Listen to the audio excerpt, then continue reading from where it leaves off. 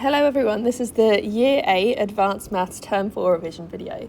We are going to cover a bit of everything that we've done this term, and the goal is by the end of this video you can do the questions by yourself. So what I want you to do is do the questions with me. When you're not too sure what you're doing, I want you to just watch what I'm doing, go back and rewind and pause the video as you need to, so that by the end you can do all these questions alone. Okay, so we're starting off with solving linear equations. Let's look at part A here. We have 2x plus 5 equals 11. Solve means we want to find what x is. So eventually, after a couple of lines of working, we are going to have x equals some number. That is what we are working towards. How do we get x by itself? Well, currently I've got 2 times x plus 5 equals 11, and we always use inverse operations to solve equations, which means we always do the opposite. What's the opposite of plus 5? It's minus 5. So I minus 5 from both sides of the equation. Whatever you do to one side, always do the same thing to the other. Plus 5, minus 5 cancel out, and I'm left with 2x equals 11 minus 5, which is 6. 2x is 2 times by x. How do we get rid of times by 2? We divide both sides by 2, cancel out. X equals 6 divided by 2, which is 3. Part B, we've got a similar question, except now we've got x's on both sides of the equation, over here and over here. So what we're going to do is we're going to collect our x terms on the left and our number constant terms on the right. So let's start by minusing 2x from both sides. He's currently being plussed here, isn't he? We just don't write that because it looks ugly. So we get rid of him by doing the opposite. Minus 2x from both sides. Cancel out. 4x minus 2x is 2x. So I have 2x minus 3 equals 7. And now it runs the same as before. Oh, 2x minus 3. What's the opposite of minus 3? Plus 3. Plus 3. Cancel. 2x equals 7 plus 3 is 10. 2 times x, get rid of it by dividing by 2 on both sides, cancel. X equals 10 divided by 2, which is 5. Okay, 2 more slightly harder questions. This time we've got brackets involved. So step 1, when we have a bracket, we need to expand the bracket by doing 3 times 2x and 3 times plus 5. 3 times 2x is 6x, 3 times 5 is 15. And it's equal to 7. And now the question runs just like the last ones. Minus 15 from both sides. 6x equals negative 8. Divide by 6. X equals, what's negative 8 divided by 6? Can that be cancelled out? Well, yeah, we can divide top and bottom. Negative 8 and 6 both divide by 2, and we can get a fraction in simplest form that is negative 4 over 3. And then part D is really similar, but we've got 2 brackets. So step 1, we expand the brackets. 4 times 2x is 8x. 4 times negative 1 is negative 4. 3 times 4 is positive 12. 3 times negative x is negative 3x. And it's all equal to 5. Now, before we start moving things around, I'm noticing I have some like terms. 8x minus 3x are like terms. Negative 4 plus 12 are like terms. So I'm going to neaten up, tidy up my equation before I move things to the other side. 8x minus 3x is 5x. Minus 4 plus 12 is plus 8. And it's all equal to 5. And now it runs just like before. Minus 8, cancel. 5x equals negative 3. Divide by 5, cancel. X equals negative 3 over 5. Can that be simplified? Well, no. 3 and 5 do not have any common factors, so that fraction is already in simplest form. Okay, we've got 2 more linear equations to solve before we move on to our next topic. So looking at part E here, we have fractions here. We've got x divided by 3 plus 4x plus 1 all divided by 2 equals 1. We need to get rid of that 3, divide by 3, and also get rid of the divide by 2. So we really don't like having fractions in linear equations, and we want to get rid of them. So the way that we do that is we multiply all 3 terms by 3. So step 1 is this term, and this term, and this term, all 3 terms are going to get multiplied by 3.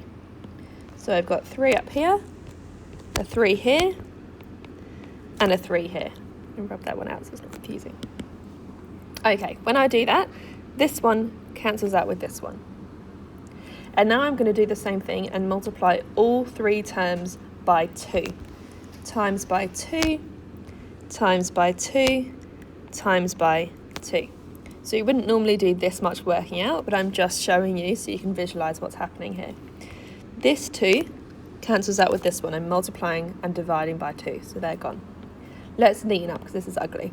We've got x times 2, well that's 2x, plus 3 lots of this bracket is equal to 1 times 3 times 2, which is 6. And now we have a question that's quite similar to the last ones. We are going to expand the bracket. 2x plus 3 times 4x is 12x, 3 times 6.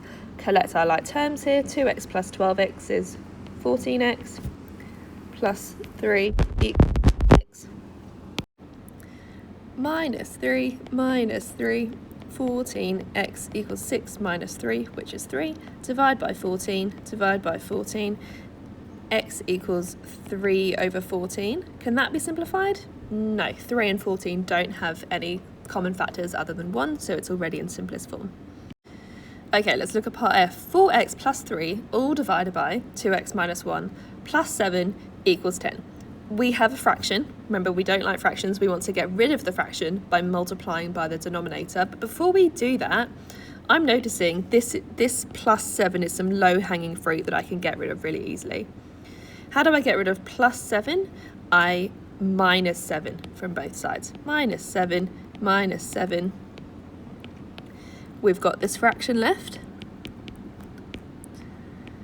And it's equal to 10 minus 7, which is 3. Now that I've done that, I can multiply both sides by this denominator, 2x minus 1. So this, you can think of this bracket gets multiplied and it ends up here, but what we're actually doing is multiplying this term by 2x minus 1 so that it cancels out, and we multiply this term by 2x minus 1, so we end up with this bracket here. So we have 4x plus 3 is equal to 3 lots of 2x minus 1, and now it runs the same as before. Expand the bracket and collect like terms. Now I'm noticing for this one, we pretty much always collect our x's on the left and our constants on the right. And that's just the kind of general practice what we do, and you can do that here, but you would get negative 2x is equal to negative 6. We've got negatives on both sides, which is a bit yucky. So what I'm going to notice is that I can minus 4x from both sides. That's going to give me 3 is equal to 2x minus 3. Do you see how I've collected my x's on the right hand side of the equation instead? And now plus 3, 6 equals 2x. Divide by 2, divide by 2. And now instead of writing 3 equals x, because that's not how we say x equals 3. Now in the last line of working, I'm just going to flip them. X equals 3. So the reason I did that is because I noticed if I collect my x's on the right and my numbers, my constants on the left, I can avoid dealing with negatives on both sides, which is when you're more likely to make silly mistakes when you have to start dealing with lots of negatives. Okay, we are on to our next topic, which is straight lines. So every straight line ever can be written in this form, y equals mx plus c. So we have a number here that is multiplied in front of x, and we have another number here that is added on the end. We call this number here the gradient, and that tells us if our line is rising or falling. So what that means is our line going up or is our line going down? This one is called rising and this one is called falling. And then the C at the end is our y-intercept, which is exactly what it sounds like. It tells us where does our line cut through the y-axis. So if we draw our Cartesian plane, it tells us where does our line cut through the y-axis.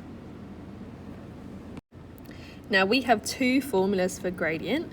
we're going to use these formulas. Gradient m is equal to rise over run. You need to know that one, but you also need to know this one. y2 minus y1 over x2 minus x1. And we're going to go through both of those now. Okay, let's look at this question here. So we've been told the line L is drawn on the grid below. Find the gradient of the line L. So, step one, we want to start at a point where the line cuts exactly through the grid lines. I'm noticing this point here cuts exactly through the corners of the little squares. That's what I'm looking for. And then I go towards the right. I start here, I go towards the right, and I find the next point where that happens. Oh, look, here. That's where it happens. So, I make a little triangle. I've gone up by 3 squares and across by 1 square. This up or down is the rise and across is the run. Remember we said before m is equal to rise over run. That's our gradient formula.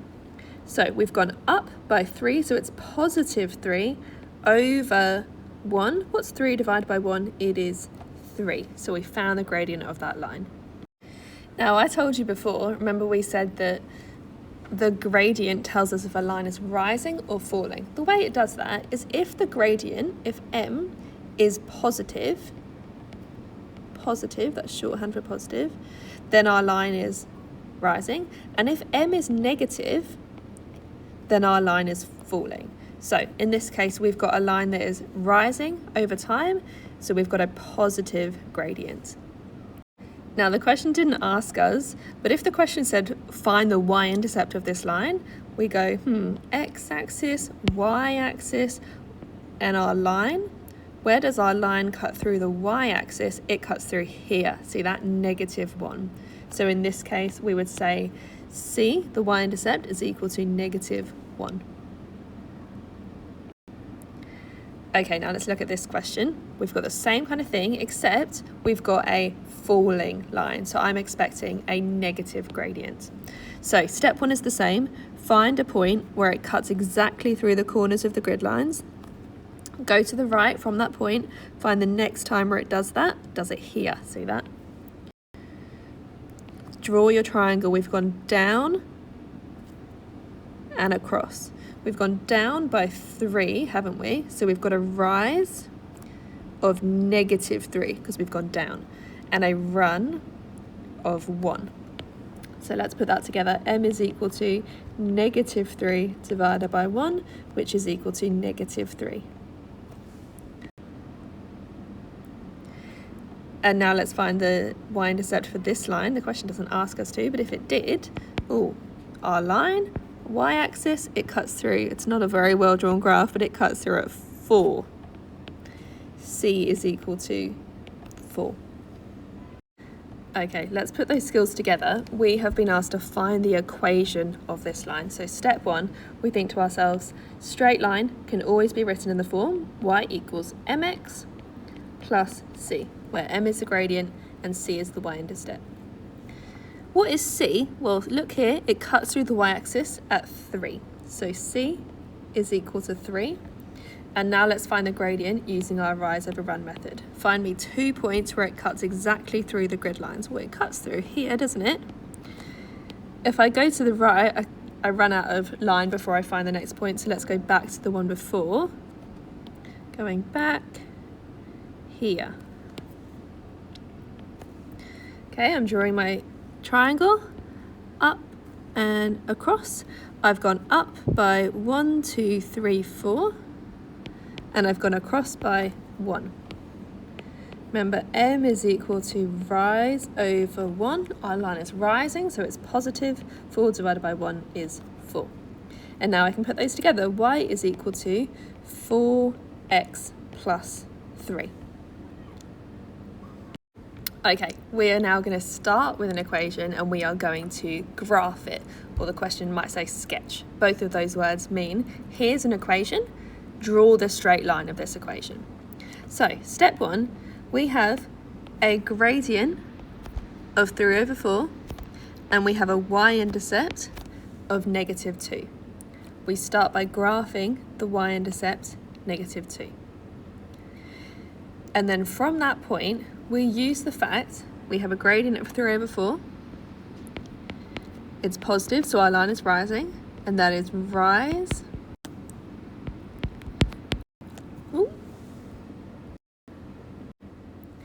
over run.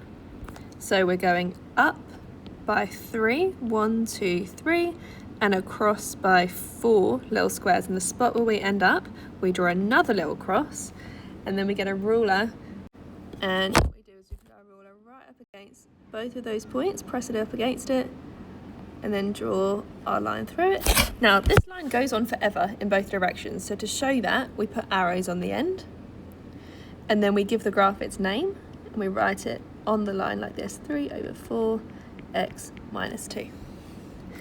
Now let's do the same thing for part B. So step 1, we plot the y-intercept, it is +5. Step 2, we use the fact that we've got a rise over run, a gradient of -4. How do we write that as a fraction? It's -4 divided by 1, isn't it? So -4, we go down by 4 and across by 1. And the spot where we end up, we draw another little cross, and then the same thing as before, we join them together with our ruler. Arrows on the end, and then give the graph its name. Y equals -4x plus 5. Okay, now let's look at this question. It says find the gradient of these lines. We can't use our rise over run because we haven't been given grid lines, for one thing. So what we're going to do instead is we're going to use our formula. Gradient is equal to y2 minus y1 over x2 minus x1. And we label our points. Point A is x1, y1, and point B is x2, y2. And now we substitute into our formula. So I'm saying y2 minus y1, be careful with our negatives, divided by x2 minus x1. And you can chuck that straight into your calculator, or you could work it out by hand if you were in an exam without a calculator. So 6 minus is plus, so 6 plus 9, which is 15, divided by 2 plus 4, which is 6. 15 divided by 6, we can divide top and bottom of this fraction by 3 and get 5/2. We've got a positive gradient. Is that what we were expecting? Well, yes, our line is rising. Let's do the same thing for this next one. We say x1, y1, x2, y2. It doesn't actually matter which one you call x1, y1 and which one you call x2, y2. I generally just say the one on the left is the point 1 and the one on the right is point 2, but you will get the same answer either way. Okay, and then we start with our formula, y2 minus y1 over x2 minus x1. And now we substitute it. -6 minus 8 over 4 minus -3. What is that? Minus 14 over 7 gives me -2. We've got a negative gradient, which is what we were expecting because we've got a falling line. Okay, on to the next question. Find the equation of the line with gradient 4 passing through the point -1, 3. Step 1, we have the equation of a straight line. That can always be written in the form y equals mx plus c. So we need to find m, the gradient, and we need to find c. Oh, we've already been told the gradient, it's 4. So we can put that straight into our equation. Y equals 4x plus c. Now, we're going to use the fact that if a point lies on a line, then we can substitute it in. So at -1, 3, x is -1 and y is 3. And we have been told that it lies on the line, which means that we can substitute it in to our equation. Y is 3, so I have 3 equals 4 times x, which is -1 at that point, plus c. So I should have done a line of working here at -1, 3. This is true. And now let's solve this equation for c. 3 is equal to -4 plus c, How do I get c by itself? I add 4 to both sides. C is equal to 3 plus 4, which is 7. So I found c, so now I can write my equation. Y is equal to 4x plus 7. Okay, next question. Find the equation of the line passing through 2, 5 and negative 3, 4. So we've been given, we have a straight line and these 2 points lie on the straight line. Same thing again, we want to find the equation. We start with general form, y equals mx plus c. So this is called standard form of a straight line. And every straight line, remember, can be written in this form. So that's what we start with. Step 2, we need to find the gradient. We haven't just been given it this time, so we've got an extra bit of work to do. We need to use our formula that we used before. M is equal to y2 minus y1 over x2 minus x1. So we label our points x1, y1, x2, y2, and we substitute in. 4 minus 5 over negative 3 minus 2. That gives me minus 1 over minus 5. Oh, negative divided by negative is a positive, 1 over 5. We've got our gradient. Let's substitute it into our equation. Y equals 1 over 5x plus c. And now we have a question just like before. I pick one of these 2 points. Either of them will work. I'm going to use 2, 5 because it's got no negative, so it's a bit nicer. At 2, 5. I have 5 is equal to 1 over 5 times 2 plus c. So what I've just done there is I've substituted in x is 2, y is 5. And now I solve this for c. 5 is equal to 2 over 5 plus c. How do I get c by itself? I minus 2 over 5 from both sides. And I can just do that on my calculator. So c is equal to 23 over 5. And now I can answer the question by putting that back into my equation. Y equals, I go back to this one here. Y equals 1 over 5x plus c. Oh, we just found c. It's 23 over 5. All right, next question. Rearrange these equations to standard form. What is standard form of a straight line? It is y equals mx plus c. So what that means is for both of these equations, we are working towards, we want y on the left-hand side of the equals sign. Remember when I say left-hand side, I mean the left-hand side over here. And we want everything else on the right-hand side. Currently I've got 3y minus 6x equals 9. How do I get rid of the minus 6x? I plus 6x, so we're back to inverse operations, doing the same thing to both sides. These ones cancel out. 3y equals 9 plus 6x. They are not like terms, are they? So all we can do is write them next to each other like that. I'm noticing I want it in the form y equals mx plus c, my x term, and then my constant. So I'm going to swap the order of both of these. 3y is equal to 6x plus 9. I don't want 3y, I want y. How do I get rid of 3? I divide everything by 3. So y divided by 3, 6x divided by 3, 9 divided by 3. And that gives me, well, these ones cancel out. Y is equal to 6x divided by 3. Well, 6 divided by 3 is 2, so I've got 2x plus 9 divided by 3, which is 3. Oh, look, I've rearranged it to standard form. Now let's do the same thing for part B. 5y can stay where he is.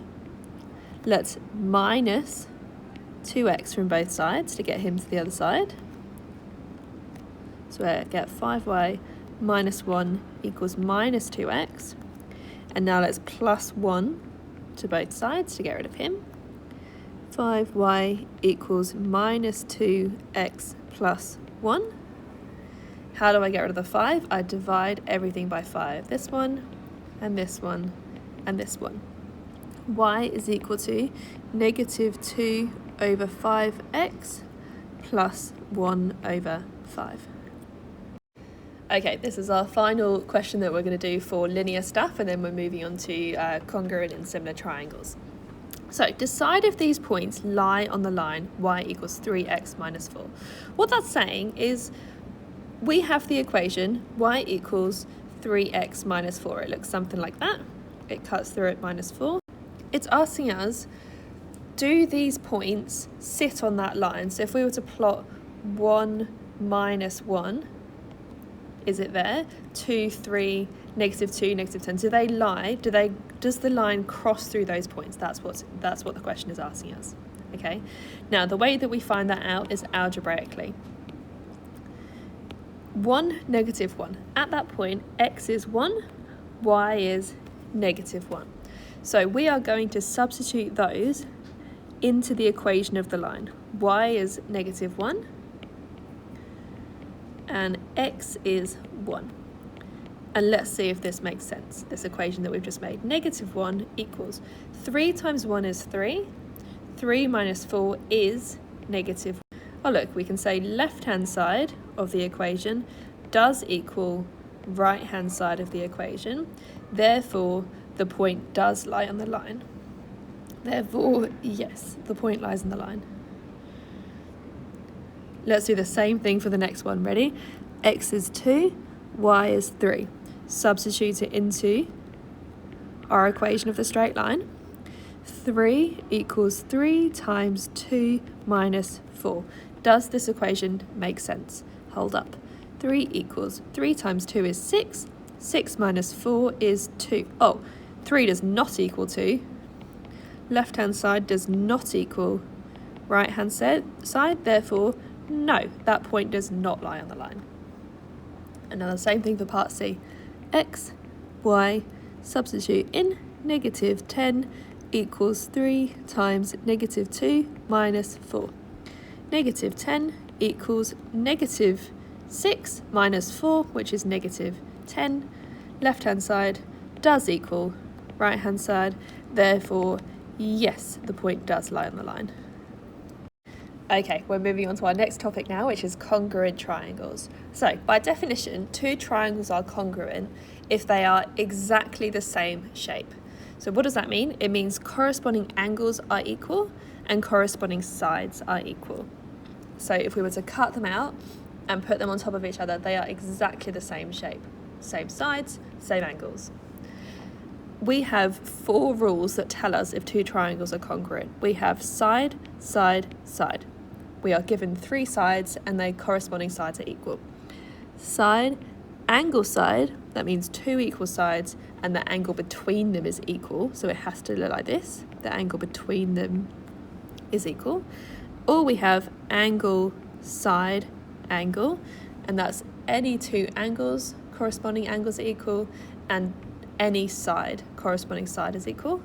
And then the last one is RHS, right angle, hypotenuse side. So that one only works with right angled triangles. If they both have a right angle and they both have the same size hypotenuse and the same one other side is corresponding in the same, then they are congruent triangles.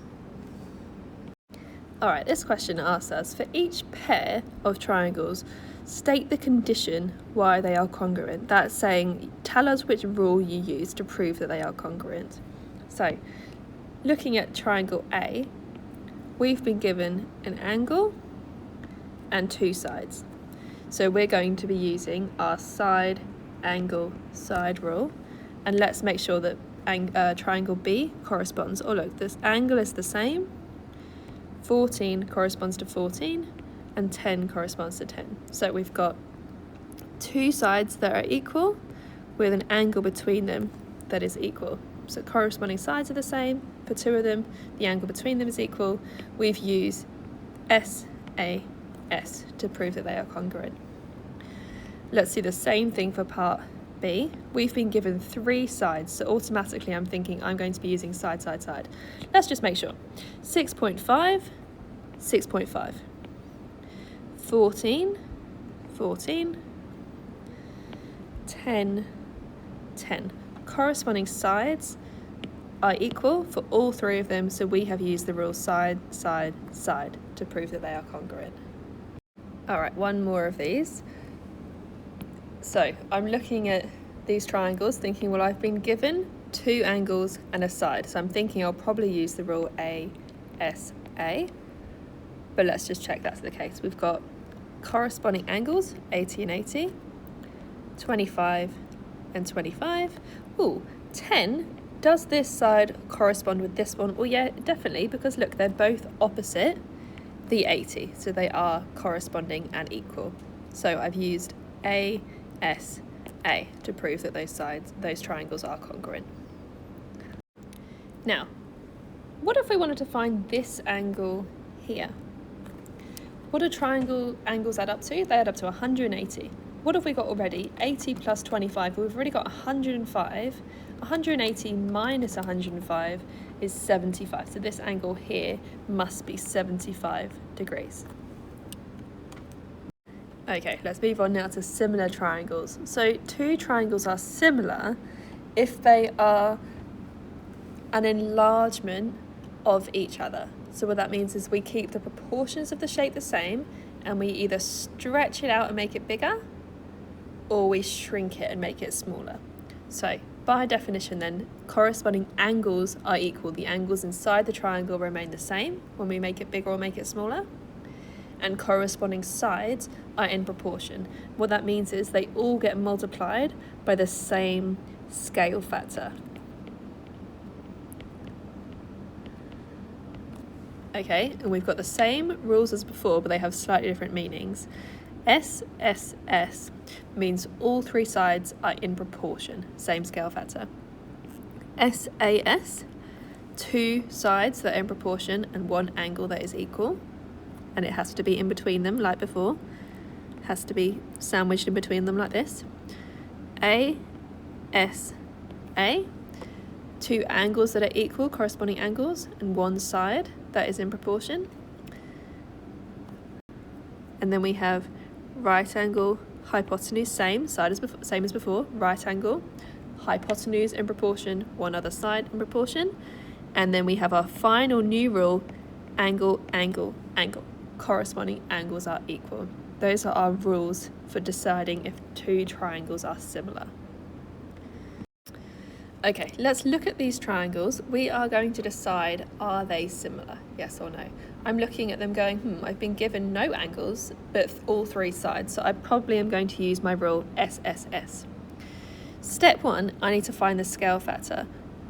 I'm always going left to right. What number, F, have I multiplied by? So to start with this big triangle, I've multiplied all three sides by the same number, and I've ended up with a smaller triangle.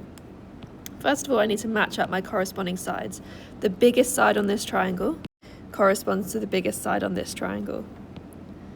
The smallest side on this triangle corresponds to the smallest side, and then the middle one corresponds to the middle one.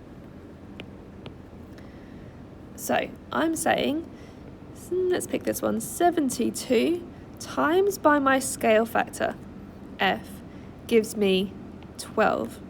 How do I find the scale factor? I divide by the 72 to get rid of it. The scale factor, F, is equal to 12 divided by 72. I do that on my calculator. That is 1/6. So I have a scale factor. I'm multiplying by 1/6. Let's make sure that's true for the other corresponding sides.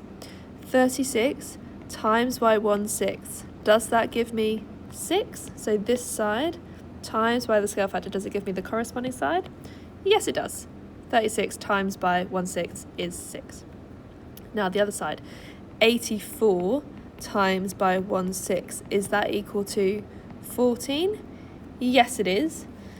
So all three sides have the same scale factor, therefore they are similar using side, side, side rule. Okay, let's look at this question. So the question is asking us, are these triangles similar? And if they are, tell me which rule you used. I'm looking at these going, I've been given no sides, so the only rule that is in the back of my mind that I'm probably going to use is angle, angle, angle. Are the corresponding angles equal? Well, we've got a 21 that matches up with this 21, but then we've got a 105 and a 54. They don't match up. So I need to figure out what is this angle in here and this angle in here. Let's start with angle C, this one here. 180 degrees in the whole triangle, 180, minus the one that I've got already, minus 21, minus 105, gives me 54. And now I do the same thing for the other triangle. 180 minus 54 minus 21. This one is 105. Oh look, 105, 105, 54, 54. I have proved that therefore they are similar using angle, angle, angle rule. The corresponding angles are equal. Okay, let's move on to this question. We have been told that these triangles are similar and we are tasked with finding x and y. So, step 1, similar triangles means same scale factor, multiplying by f to go from the little triangle to the big one. We multiply all three sides by the same scale factor, f. Let's match up our corresponding sides. The 11 matches up with the 2, the 8 matches up with the y, and the x matches up with the 24. So we write our algebra. 11 times by f is equal to 22. Divide both sides by 11, f is equal to 2. So we have a scale factor, we are multiplying by 2. Now let's turn our attention to the green sides. X times by 2 equals 24. Divide by 2, x equals 12. Let's do the same thing for the last pair of corresponding sides. 8 times by scale factor 2 equals y. 8 times 2 is 16. Okay, well, on to our second to last topic. We are just identifying quadrilaterals using their properties. So a quadrilateral is a four-sided shape. In the same way that triangles always have angles that add to 180, quadrilaterals have four angles that always add to 360 degrees. Let's go through some well-known quadrilaterals. We have a square, and we have the properties of a square. It has four equal sides, opposite sides are parallel, and four 90-degree angles. And then we have rectangles.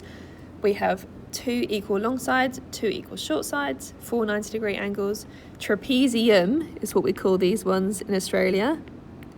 The American word is trapezoid. They have one pair of parallel sides. A parallelogram looks like a leaning rectangle, so it's got two pairs of parallel sides. Opposite sides are parallel, but it doesn't have 90-degree angles. And then a rhombus looks like a leaning square. It's got four equal sides, doesn't have 90-degree angles, and opposite sides are parallel. And then finally a kite has two pairs of equal sides and no parallel sides. So it's important that you know these definitions, and now we are going to use those definitions to identify shapes. So let's look here. Looking at this first one, well, it's got four equal sides, but no right angles, so that must be a rhombus. The next one, it's got one pair of parallel sides, but that's it, so it's a trapezium. Next one has, two pairs of equal sides, but no parallel sides, that makes it a kite. The next one, we have opposite sides are equal, but no right angles. That makes it a parallelogram. The next one, we have four 90-degree angles and opposite sides are equal and parallel. That makes it a rectangle. We've also got two short sides and two long sides. The next one is a rhombus again. Got four equal sides but no right angles. The next one is a kite again. It's got two pairs of equal sides but no parallel sides. The next one's got four right angles and four equal sides. That makes it a square. And then we've got a kite again. And then this one we've got one pair of parallel sides only, which makes it a trapezium. Next one is a rhombus again. This worksheet really likes rhombuses. And then the final one is a parallelogram.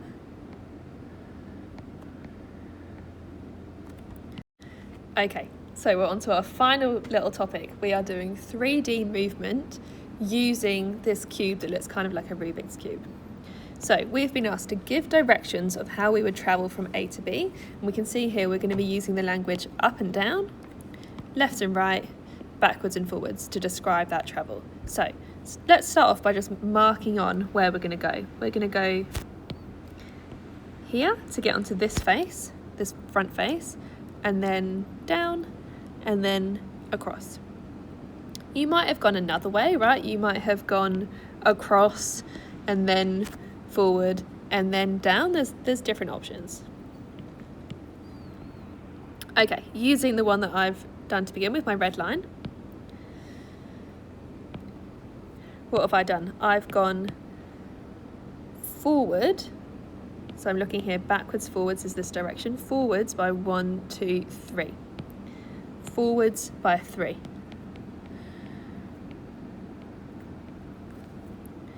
That gets me to here. And then I've gone down by 1, 2, 3.